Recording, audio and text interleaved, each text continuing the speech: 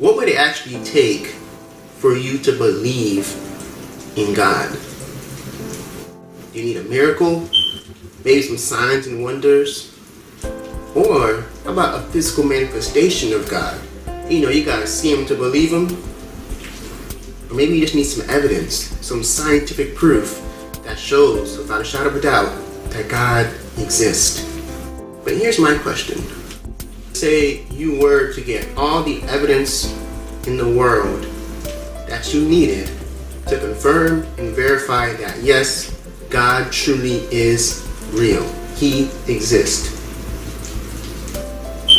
Then what? Would you actually worship him? Would you actually serve him? See, I think we've been asking the wrong question this whole time. The question isn't what would it take for me to actually believe in God? The question rather is what would it take for me to actually live for God?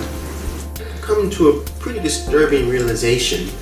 And it's that for most of my life, I've claimed to believe in God, but I haven't really been living the way that he's called me to. I do things that I know I shouldn't be doing, but that's not even the disturbing part. The disturbing part is I don't even seem to really even care. Like the fact that I'm not living the way that God's called me to live doesn't actually prompt me to change. It doesn't actually prompt me to turn away and do what I know that God has called me to do. And that bothers me. See, if God truly is who he says he is, that means that he created us. And he created us in his image, and we were made to reflect his character, reflect his glory. So we are called to live a godly life. And living a godly life has nothing to do with just following a list of a bunch of do's and don'ts. It goes a lot deeper than that. It has to do with your character, who you are, the core of your being.